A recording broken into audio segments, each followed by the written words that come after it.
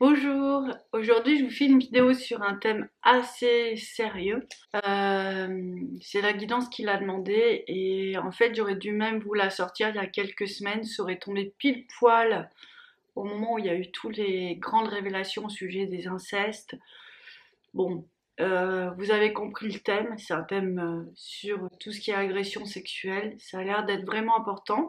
Je vais vous faire un volet de 3 vidéos. Alors voilà, alors déjà je tenais à m'excuser parce que bon, comme vous l'avez compris, je suis en retard. De deux, je suis très à l'aise à parler de ces choses-là parce que en fait, j'ai vraiment toujours moi eu des cas très difficiles et on m'a toujours demandé d'aider les gens qui étaient dans des grosses difficultés de vie et des gros traumatismes. Mais effectivement, le faire pour une communauté, c'est complètement différent et je veux surtout pas être maladroite dans mes mots, je veux pas être maladroite dans tout ça. Quand j'ai quelqu'un face à face, même si c'est par téléphone ou Skype, j'ai ma guidance qui est là, j'ai ma sensibilité qui est là pour poser les mots que la personne a besoin d'entendre. Donc là, je vais faire de mon mieux parce qu'apparemment c'est important d'ouvrir le sujet à vous tous là qui écoutez. Donc si on peut un peu définir les axes de cette vidéo, ça va être traiter, déjà redéfinir ce que c'est que l'agression sexuelle, enfin dans les grandes lignes, hein. Ça peut être à la fois à la maison, au travail, dans le sein de la famille, carrément ailleurs, à l'étranger. Ça peut être, c'est tout ce qui touche votre intégrité physique, que ce soit aussi pour les hommes, les enfants, filles et garçons. Parce que souvent, on a quand même ouvert la parole pour ce qui concerne la blessure des femmes et pas encore complètement celle qui concerne celle des garçons et des hommes. Il y a de la violence sexuelle aussi dans ce côté-là. À mon avis, c'est encore verrouillé et je pense que d'ici quelques temps, on va avoir beaucoup de cas de révélation. Et c'est ça qui est chouette en fait, c'est de pouvoir enfin partager tout ça. Il y a une dame qui a parlé, qui a fait un tweet sur la suite aux révélations des incestes et des agressions sexuelles qui était magnifique, c'était que maintenant la honte n'était plus du côté du... La honte n'était plus portée par la victime en fait. On avait maintenant la possibilité de parler, la force de parler, que la honte était à nouveau du côté de l'auteur. Les choses sont bien faites. Alors pourquoi je vous fais cette vidéo? C'est parce qu'en fait, il y a des processus psychologiques qui paraissent illogiques. Il y a des mémoires aussi très fortes parce que même si vous n'avez pas été touché directement par l'agression sexuelle en elle-même, on est dans des sujets extrêmement tabous depuis plusieurs générations.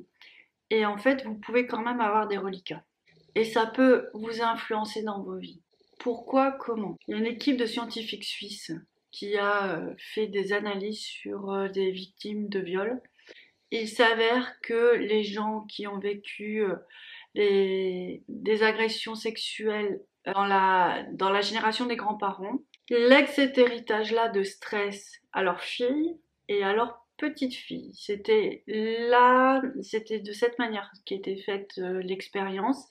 Et elle montrait clairement qu'il y avait un pic de stress qui se déversait et qui augmentait au fur et à mesure des générations. Alors, elle disait dans cette vidéo, si je la retrouve, je vous la mettrai en lien, mais ça date de très très longtemps. Ceux qui ont le courage, c'est une des premières vidéos que j'ai mis sur mon blog, donc vous pouvez la retrouver aussi. J'espère qu'elle n'a pas disparu, tout simplement. Donc en fait, elle disait dans cette vidéo, c'est scientifique, que un des moyens de s'en sortir était tout ce qui était le rééquilibrage énergétique et tout ce qui était la guérison vibratoire. Donc on parlait bien du soin énergétique et de l'homéopathie par exemple, des élixirs par exemple. Donc il y avait cette ouverture-là. Alors moi je dis ce qu'elles disent, je dis pas qu'il n'y a qu'une seule technique, mais là en l'occurrence elles avaient ouvert ce champ de conscience, de connaissance dans cet axe-là. Moi, je peux constater, quand j'étais à Paris, je faisais du massage sur chaise en entreprise, je pouvais constater qu'effectivement, sur les gens qui venaient du Vietnam, c'est la deuxième génération, il y avait des traumatismes énormes qui pouvaient se manifester par des angoisses, des stress que les gens ne comprenaient pas. Et en fait, quand on allait explorer un petit peu plus loin avec la personne en disant, mais voilà, qu'est-ce qui s'est passé? Ils me disent, mais rien. Par contre, il s'était passé des choses assez ignobles dans la vie de leurs parents puisqu'ils avaient vécu la guerre. Donc on retrouve ce genre de mémoire et de traumatisme, comme le disaient des gens, les scientifiques suisses, un peu comme ça, de génération en génération. mais aussi on peut les retrouver si une personne de votre famille a été violée. La mémoire et l'impact va toucher différentes personnes. Donc ça veut dire que vous, même si vous n'avez rien arrivé, vous pouvez très bien porter une énergie de viol, même si c'est arrivé à votre cousine, votre tante, votre grand-tante. Vous allez le récupérer par un processus certainement au niveau énergétique de la lignée du sang. Vous allez retrouver ce genre d'énergie-là en vous. C'est pour ça que je voulais vous faire cette vidéo pour vous expliquer que parfois on ne se comprend peut-être pas complètement ou alors on va avoir des émotions qui ne nous appartiennent pas. De quel ordre sont ces émotions? En fait, on retrouve souvent énormément la culpabilité. La personne se sent coupable de tout, de rien. C'est assez étrange, mais c'est vraiment un des verrous du fonctionnement. Les victimes se sentent souvent coupables d'avoir vécu des choses comme ça, ce qui est complètement l'inverse de la situation, de ce qui devrait être, mais c'est des mécanismes psychologiques. Il y a souvent la honte, on est toujours empreint d'un sentiment qui nous appartient pas, mais on a plus de honte que la majorité des gens. Des grosses difficultés avec le corps. Beaucoup de femmes qui, par exemple, ont eu des attouchements dans leur enfance ou des agressions dans la famille, n'arrivent pas à se mettre en robe, n'arrivent pas à intégrer leur féminin, par exemple. D'accord?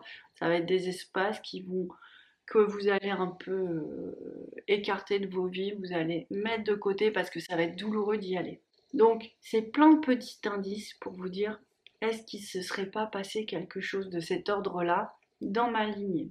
En toute honnêteté, j'ai tellement traité de personnes que je pense que pour l'instant, on n'imagine pas le nombre de personnes concernées. Il y en a vraiment, vraiment, vraiment beaucoup, mais plus qu'on ne le croit.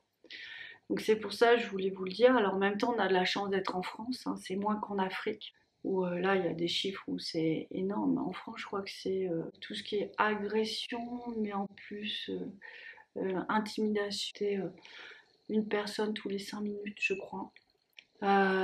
Et en Afrique, c'est 4 personnes à la minute dans certains endroits. On est entre guillemets privilégié, mais si on voit les statistiques, si on voit que par exemple les flammes jumelles, mais je parle pas que pour les flammes jumelles, on doit traiter notre lignée sur de nombreuses générations, quelque part on est susceptible d'être très concerné. Alors c'est toujours la même chose, une fois que la prise de conscience est faite, il y a un soulagement. On dit mais voilà, je comprends un peu mieux ce nœud qui m'habite, je comprends un peu mieux pourquoi telle réaction, des réactions de fuite, de peur envers les hommes, des réactions où je suis toujours dans des situations d'abus de confiance. Ça peut être aussi des conséquences. Des situations où j'ai peur de construire ma vie, où je n'arrive pas à construire ma vie, ça peut être des conséquences aussi. C'est pour ça que je voulais vous alerter là-dessus, parce qu'en plus je pense qu'on est dans une période où on va vraiment beaucoup nettoyer le premier chakra, donc on va être face à toutes ces mémoires-là. Et peut-être que de regarder cette vidéo, ça va peut-être vous éclairer, vous aider à faire votre prise de conscience et savoir un peu plus dans quelle direction aller. Alors donc je vous disais, ça peut être des mémoires qui vous appartiennent pas du tout, mais ça peut être très présent et très comme un voile en fait sur vous, avec plein d'énergies qui vous appartiennent pas, mais qui sont néanmoins traitées parce que ce sont des énergies de souffrance, ce sont des énergies de peur, ce sont des énergies de malheur quelque part. Pour que vous alliez bien, c'est intéressant de les transmuter. Et puis en plus, vous savez, quand vous faites ça, vous allez soulager l'âme de la personne qui a vécu ça. Donc vous allez réaligner toute votre lignée. C'est rare que ça concerne qu'une seule personne, comme je vous disais, par rapport aux statistiques. Après, l'expérience du terrain. Donc quand j'accompagne des femmes, souvent il y en a dans plusieurs générations. Enfin, c'est certain, il y en a eu avant vous en fait. Donc l'idée c'est réagir et cerner ça pour briser ces cercles vicieux. Parce que si vous n'avez pas la force de faire votre guérison, malheureusement ce nuage d'énergie négative il va se retrouver sur vos enfants. Et ainsi de suite, jusqu'à ce qu'il y en ait un qui soit vraiment vraiment mal et qui ait plus la force ou la chance d'y échapper. Donc ça va se contracter soit par une nouvelle agression, soit par une grosse maladie en fait qui va le bloquer dans sa vie. Bah, là, je peux vous parler peut-être d'un cas qui est rare mais qui est très significatif. C'est une dame qui n'arrivait pas à sortir de chez elle. Dès qu'elle sortait de chez elle, bah, en fait, elle avait des problèmes intestinaux. Du coup, elle était très très très handicapée. Et franchement, moi, je lui disais depuis le début, mais je vois vraiment de la mémoire de violence sexuelle. Je me suis dit, mais rien n'est arrivé. Je fais, bah alors peut-être c'est arrivé à votre maman. Et après des mois d'investigation, des mois où on a essayé de rétablir les choses, ça a fonctionné pendant un temps. C'était question aussi de vraiment savoir. Elle avait besoin de savoir pour sa guérison, elle a demandé à sa maman, effectivement, c'est ce qui s'était produit.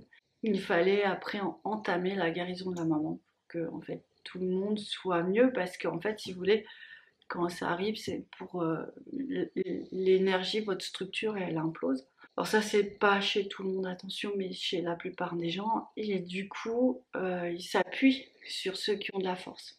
On a les moyens maintenant, grâce à l'énergétique, grâce à certains élixirs, de rétablir cette base, en fait. Que ce soit serein et sain pour tout le monde et pour que ça ne se perpétue pas.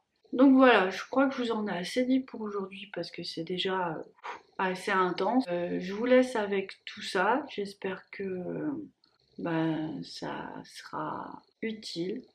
J'espère aussi que ça ne le sera pas. Et je vous dis une très très belle journée et à très bientôt. Au revoir.